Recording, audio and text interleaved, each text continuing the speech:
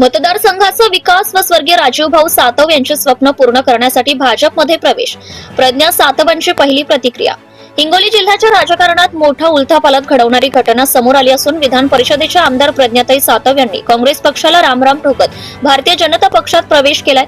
गेल्या काही दिवसांपासून त्यांच्या भाजप प्रवेशाबाबत जोरदार चर्चा सुरू होती आणि अखेर काल ती चर्चा खरी ठरली.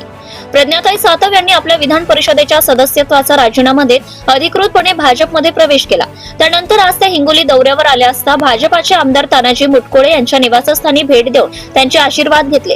यावेळी आमदार मुटकुळे यांच्या निवासस्थानी प्रज्ञाताई सातव यांचा जाहीर सत्कार करण्यात आला.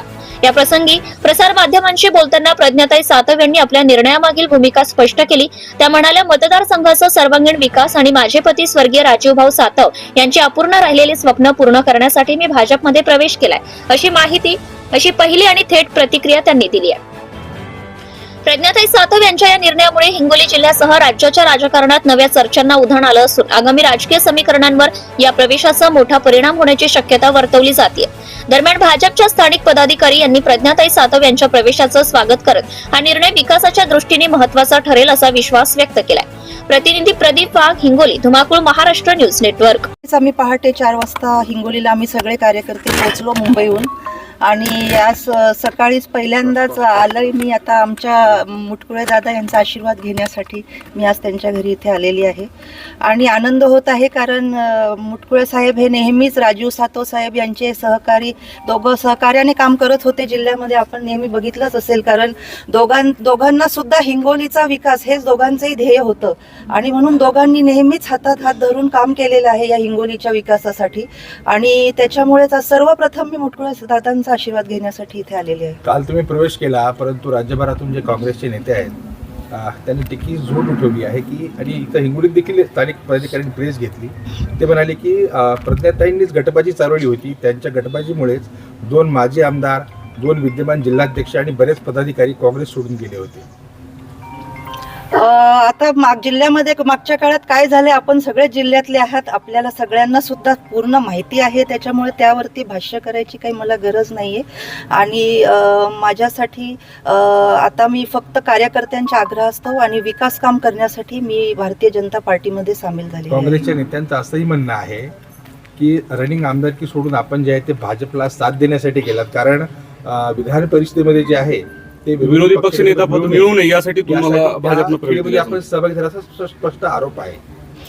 हे बघा, विरोधी पक्षनेता चा जो काही विषय आहे ते विधान परिषदेचे सभापती ठरवतात. आत्ताच डिसेंबरमध्ये अधिवेशन झालेलं आहे आणि सदस्य संख्या जर असती तर पहिल्या दिवशीच विरोधी पक्षनेतेपद मिळालं असतं.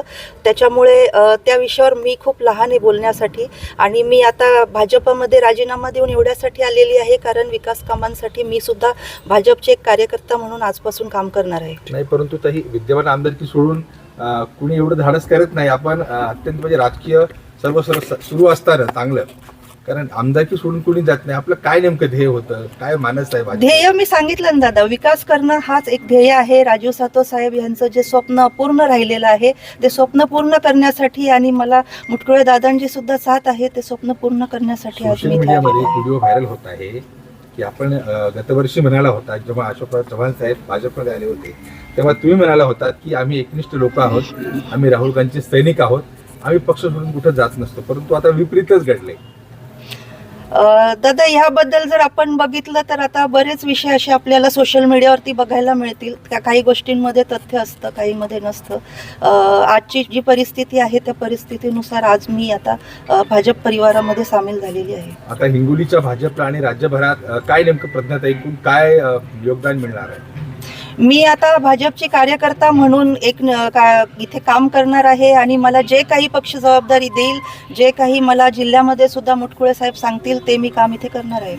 आणि देवाभाऊंच्या जो महाराष्ट्रामध्ये विकास करण्याचं जे त्यांनी धडाडी चालवली आहे त्याच्यात एक खारीचा वाटा म्हणून आम्ही सुद्धा इथे काम करणार आहोत. परंतु राजीव सातव जे दिवंगत तुमचे पती होते आणि त्यांनी त्याची तह हयात काँग्रेसमध्ये केली, त्यांनी भाजपच्या विचारसरणीच्या विरोधात त्यांनी काम केलं होतं, परंतु तुम्ही आता मात्र तुमच्या कारकिर्दीमध्ये भाजपमध्ये सामील झाला.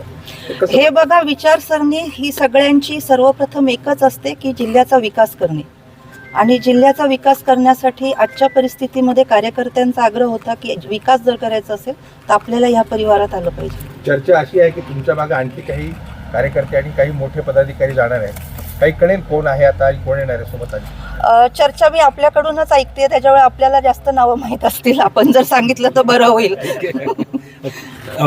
आपल्या परिसरातील ताज्या आणि महत्त्वाच्या बातम्या पाहण्यासाठी आजच आपल्या धुमाकूळ महाराष्ट्र न्यूजला YouTube वर सबस्क्राईब करा आणि बेल आयकॉन प्रेस करा.